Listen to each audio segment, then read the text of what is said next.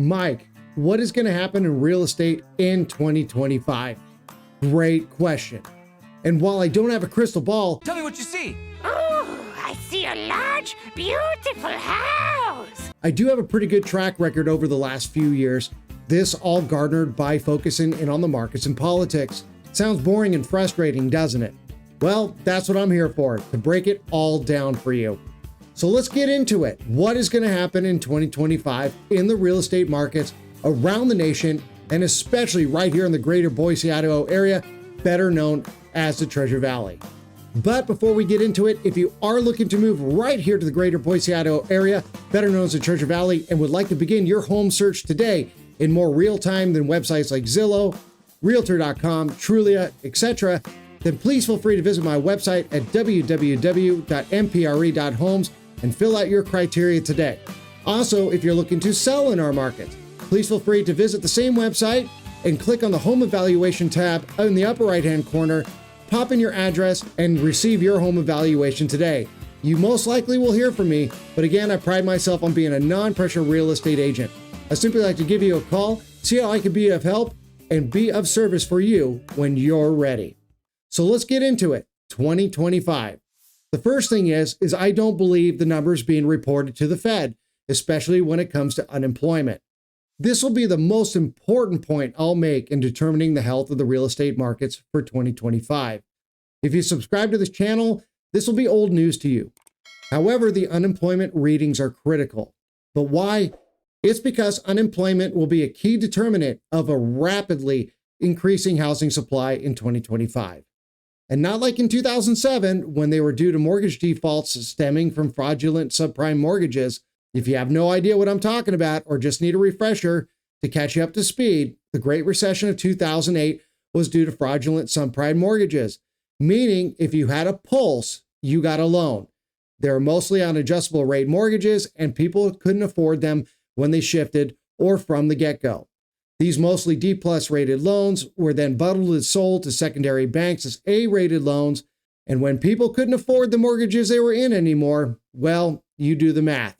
We had a financial collapse and a soaring housing inventory, a housing crash. Today, subprimes are illegal and your average homeowner is qualified. They have equity in their homes. So what then could give a homeowner the proverbial boot from their homes today?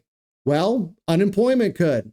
And let's just be honest, do we really believe that unemployment is at 4.1% currently? Well, I sure don't. Take a look at this short video in the right-hand corner of the screen to find out why. But the last several times that the hiring rate was at 3.5%, the unemployment rate on average was at 6%. History doesn't lie. So the Bureau of Labor Statistics, which is a federally run government agency, seems to be putting on the scam, at least in my opinion. And why? Because of politics. Come on, man. Let's blame all of our current troubles on the political opposition. If one is trying to push an agenda, you got to look like the non-responsible party. Now, this is my humble opinion, but it sure does have some teeth to it, doesn't it? Mike, you're lying. This has nothing to do with the BLS or the previous administration. Well, really? Ever heard of a ghost job? You know, the jobs that don't exist or never get filled. Well, let's look at Indeed.com. You see these jobs that are 30 days plus sitting? Well, yeah, that's a ghost job, and they're being counted. So are secondary jobs and government jobs, which are both on the increase. But as we can see here, the primary jobs are slipping. See a problem here? So what happens when these ghost jobs and manipulated numbers finally disappear? Well, you guessed it, the effects of a recession. All of a sudden, the Fed policy and even new administration is at fault for the decreasing jobs in the U.S. And what will this do? Create a panic. This will be politics at its worst. Also, if we take a look at the 10-year to 2-year comparison, which is probably the most useful tool at determining an oncoming recession, the yield curve is reinverting. See, there's a historical pattern here, and especially one that you cannot lay at the feet of the new incoming administration, but they're sure going to try. This all has been brewing over the last 4 years, but when the National Bureau of Economic Research finally says we're in a recession, it will occur when the new administration takes office, and then politics will play politics. It sucks. Republicans and Democrats playing games with our lives for money and power. So what will happen when the news finally reports a recession? Well, again, panic. People will panic. Businesses will also panic. The BLS will finally stop messing with unemployment numbers to reflect the true numbers that currently exist, and people will lose their jobs, and homes will be prematurely placed on the market and sold, adding to housing inventory. But Mike, how can unemployment throw real estate for a loop? Well, simple. If you can't afford your mortgage, you get the boot. The banks only care about one thing, and that is your ability to repay. If too many people lose their jobs, housing supply will go up. And if you can't get a good job, you can't afford a home. Demand will go down. We'll get to my demand predictions in a minute, but the more homes that enter the market, coupled with an upcoming possible decreasing demand, the more the value of a home goes down. But this is not the worst news we could see in 2025. What? Mike, are you saying the effects of the recession is not the worst thing that can happen in 2025? Well, yep, I sure am. What about a stock market correction or collapse? The reality is that both of these scenarios are looming. The PE ratios of all three major indexes are overbought and overvalued, meaning that they need a correction. And if businesses lose too much money in the stock market, they will also lay off. So Mike, you're saying that unemployment will drastically rise and we're toast? Am I going to lose my home? Well, not necessarily. Hang tight. We'll cover this a bit later on in this video. But to put a brief pause on the possible panic I'm feeding here, we should all know that unemployment is much higher than they are reporting, and yet you and the economy are holding on, right? Well, you most likely are. And again, what is really going to kick all the panic off? And that's right, it's going to be the press. The knowledge that we are in fact in a recession and or a stock market crash or correction, when and if it comes. But the simple fact is, it hasn't happened yet. And in fact, if history has shown us anything, the knowledge of a recession is the key. I mean, for example, back when JP Morgan was alive, he could panic the markets just by talking. And well, where is it? It's not here yet. But when they finally report the effects of a recession, this will trigger the panic. And my simple advice to you is to not get caught up in the panic. Take a deep breath, evaluate, especially if you're holding on to a 2 to 4% mortgage.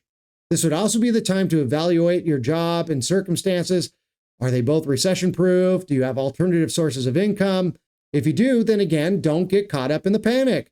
Remember, your mortgage, especially if you're in the 2 to 4% range, is your asset. And the banks don't like this. And why don't the banks like this? It's because the federal funds rate is higher than your mortgage. Your mortgage is most likely costing banks money. So hold on to it at all costs. Nothing would make a bank happier than you panicking and shifting out of your current rate. So unless you absolutely must sell, you shouldn't. Not until rates come back down. Is this trend happening now? Are homeowners shifting out of their rates? Well, they are. As we can see by this graph, and really proof by 2024, homeowners are wanting to move because of a lifestyle change, regardless of where the mortgage interest rates were at over the year. So it had nothing to do with the effects of a recession. But to make my point regarding an unemployment scare, as you can see by these graphs, 30, 60, and 90-day delinquency rates are on the rise. Are they at 2008 levels? No, not even close, but they are rising. To me, this means that people are losing their jobs and are selling, relocating into a rental. This also shows that unemployment really is higher than we think. But what about the foreclosure filings? Well, they are not on the rise. And why is that? Because these homeowners have equity in their homes. Remember I said homeowners are qualified to be in their homes today? They are able to successfully sell before foreclosure. So, Mike, then what is the point you're trying to make here? The point is, if you have a solid recession-proof job, stay put. Don't panic. Things should be okay. Now, can I give you 100% certainty on this? No, I can't. I also don't know your financial circumstances. But ask yourself the question, do you want to purchase down the road at a higher mortgage interest rate? But hang on a bit. I'll make my inventory predictions here for 2025 in just a moment. But before we get there, Mike, you're saying that unemployment will drastically rise and we are toast. Am I going to lose my home? Remember that question? If we're heading for a recession and stock market correction, how bad could it really be? Well, this is a great question and one that I think that I can answer. The answer is, I don't think it's going to be all that terribly bad. Oh, come on, Mike, that's just a ridiculous answer. Okay, then, let me back up my comments. The first thing the incoming administration is going to do is unleash American independent energy. This will lower energy prices. Not only will this help your pocketbook, but it'll also help businesses. The next thing is fair tariffs. And what is the one thing the Biden administration didn't cancel? That's right, the Trump tariffs on China. Why? Because it was a great moneymaker for the US government and businesses. As more nations around the world get fairly tariffed, this will lower taxes. We funded our country on tariffs before the 16th Amendment, remember? Tariffs will raise inflation a bit, but will result in lower income tax for both individuals and businesses. Oh, come on, Mike. Oh, really? Will we see inflation skyrocket like it did 2 years ago because of tariffs? Absolutely not. Tariffs won't swing supply and demand issues like the pandemic did. Not even close. But back to reality. If these two things can happen quickly, this should lower the blow of a recession or a stock market correction or crash, because these are pro-business moves. This means lower unemployment too, translating to less homes available on the market and more buyers in relation to housing. Tariffs will also bring manufacturing jobs back to the U.S., meaning more foreign jobs returning home. It's already happening. And we can also see that big businesses from around the world are already investing into the U.S. economy. These are all positive signs. In fact, if tariff implementation becomes successful, income taxes could go back to a thing of the past. Highly unlikely, but it could. Government spending is also another thing that must be tackled and quickly.